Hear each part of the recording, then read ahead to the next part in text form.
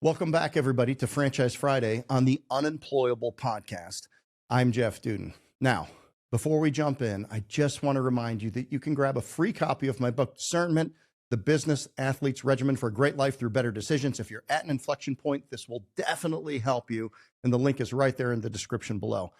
And if you're curious about franchising or you just want to see the innovative work we're doing, head on over to homefrontbrands.com and check out our 5 amazing brands and what franchising can do for your life. And today, as a budding entrepreneur or an existing entrepreneur, I want to ask you a simple but powerful question. What is your morning mission? Now, you hear this all the time on podcasts. What do you do in the morning? What do you do in the morning? How do you start your day? I have something specific. I have something powerful, and I want to share it with you. I want you to give yourself the greatest probability of achieving what matters the most to you every single day. So last December, I was in Las Vegas to film the Ryan Pineda podcast. Now, Ryan has a huge podcast, like 8 million followers across channels, so it was worth it for me to fly out there.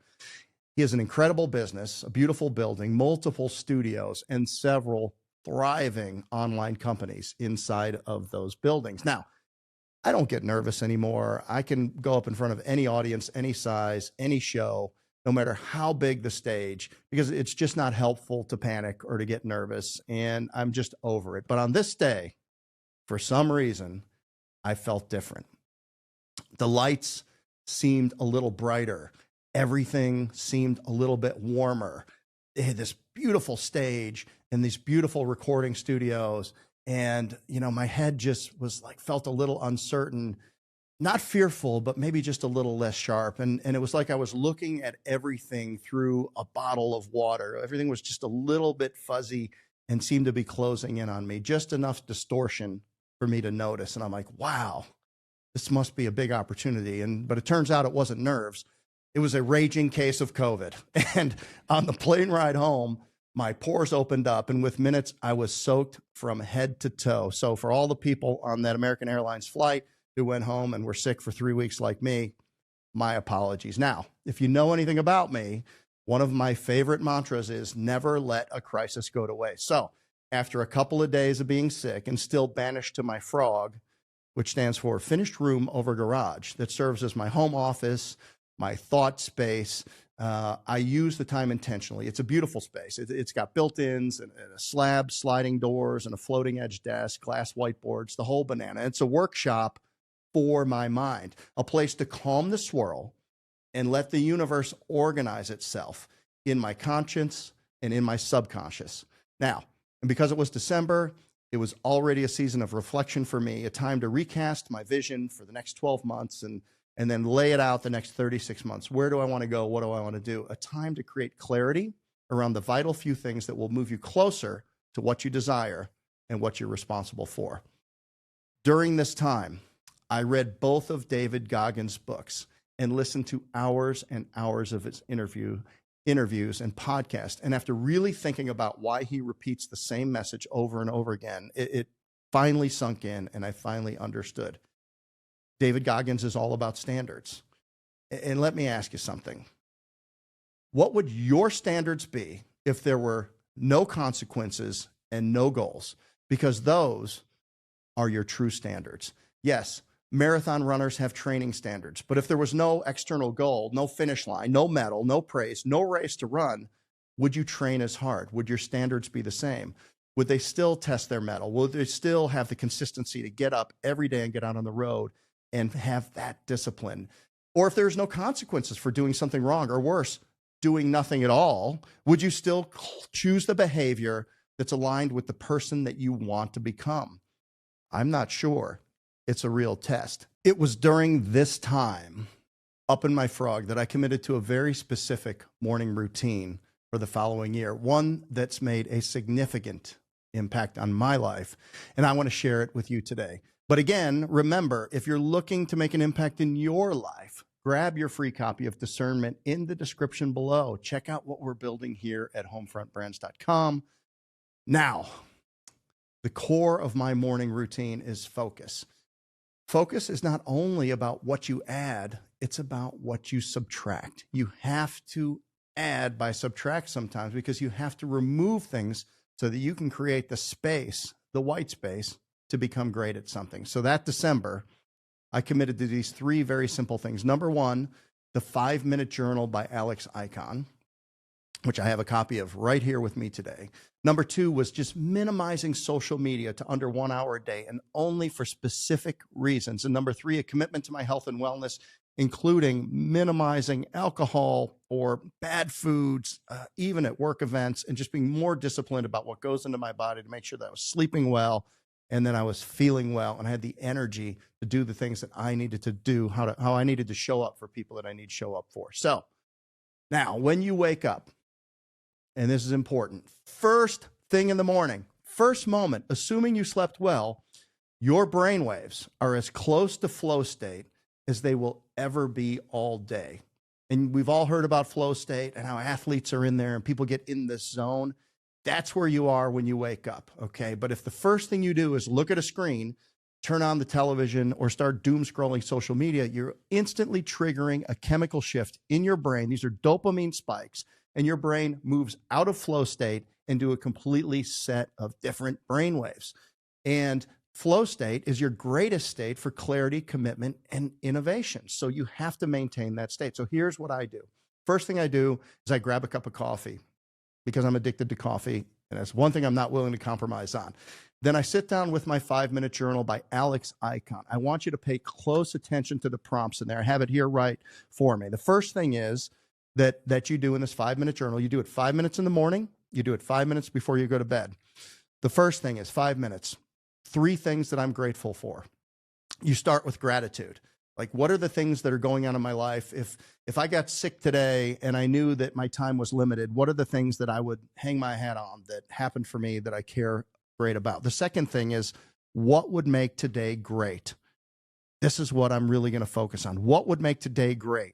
So as I think about my day, what are the outcomes that would move me forward, that would make me feel good, that would make it a successful day for me? And then the third is, give me a daily affirmation. Okay, what do I know about myself that's an absolute, that I can absolutely count on myself for, that I actually believe to be true, if I am being the person that I aspire to be, to get the things that I want to get and be the person that I need to be for other people. So those 3 things in the morning. What am I grateful for? What would make today great? And a daily affirmation. Okay, now, the purpose of this routine is to identify clearly, while you're in flow state, while it's quiet, maybe while it's dark out, the 2 or 3 most important things that you need to accomplish that day. And to make sure then that my calendar and my mental preparation are aligned with then. So after the journal, if I have some extra time, I will read a physical book. I will sit and think, enjoy my cup of coffee. I'll pet my dog, but I will have some quiet time to invest in my brain and kind of in my calmness while I'm in that moment. Now, the next thing I go to immediately is I go to my calendar. Now, time and love are your 2 most precious assets in life, and you have to protect those things relentlessly. And if you haven't read Buy Back Your Time by Dan Martell, I highly recommend it, because successful people manage their calendar, not their to-do list. And the more successful you want to become, the fewer things you should do that others can do. Okay, let me say that again. If you want to be successful, you need to do the things that only you can do and delegate the things that anybody can do. So if you're going to have a day, and your goal for your day is to spend your time doing only the things that you can do, you need to be really clear about what those things are, because everything else belongs to somebody else. And that's how you work to your highest value role. And time blocking, working to a calendar and identifying your calendar instead of working to a task list, is the best way to make sure that you're allocating your time, your most precious resource, to the things that matter the most, which you helped identify those early while you were in flow state doing your 5-minute journal. Now, once you've identified what would make the day great and you've reconciled it with your calendar, make sure you are investing that time in your most important outcomes. I typically keep 2 or 3 open blocks on my calendar for deep focus.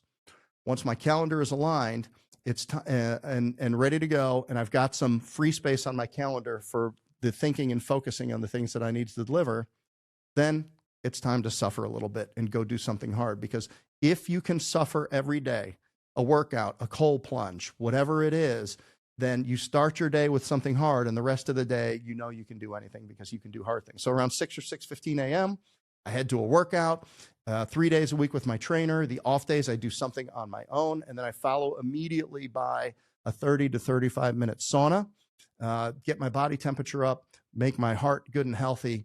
And because I've already identified my top priorities, and this is the through line, okay, I woke up, I did my journal, okay, then I aligned it with my calendar, and now I've identified these things. So now during my workout and during my sauna, I can process these things and start to organize my strategies, my notes, or my ideas in my head. So I've told my body and my brain what to focus on. So by the time I get to work at 8 or 8:30, I've already made meaningful progress on the most important things for the day, and I've created time, space, and mental clarity to continue focusing on them. And again, what you remove matters just as much as what you add. So limiting social media, ending doom scrolling. It's not good for you. It doesn't matter, okay? Nothing out there is going to make an impact in your life. Choosing daily not to drink so that your sleep and your energy stay high, one day at a time. And if you follow this routine consistently for 7 days, just 1 week, I promise you, you will notice the most remarkable change because your focus is going to increase. Your energy is going to rise. Your ability to move the most important things forward improves dramatically. You'll start getting results almost immediately, and doing the hard things matters. So creating your own standards matters. Creating daily expectations for when your brain will enter flow state matters, and being disciplined about it, because that's how, by the way, great authors operate this way. Stephen King, the same time every day, goes into flow state, the same 4 hours at the same time block every day. And then when it's over, and he enjoys the rest of the day. Stephen Coulter use almost exactly the same system, writing first thing in the morning. By the way, that's where I learned this from. Stephen Kotler, who is the Stealing Fire author and the great flow state author. I met him in person, and this is what he shared with me. This exact system is get up first thing in the morning, stay in flow state, and be brilliant inside of that. So my question, as always, to you is, why not you? Why does it always have to be somebody else getting what you want? Why do you always have to look at other people and say, I wish I could? Why not you? If anyone can do it, you can do it too. Before you go, don't forget to grab a free copy of Discernment. It's in the description below. And again, if you want to explore franchising or see what we're building here at Homefront Brands, visit homefrontbrands.com. Look, I'm pulling for you. I believe in you. You can do anything you want to do if you set your mind to it. All you have to do is get organized. And if you start the day right, the rest of the day is going to follow. So I hope this has been meaningful for you. I'm Jeff Dudan. This is Franchise Friday, and we have been on the Unemployable podcast. Thanks for listening.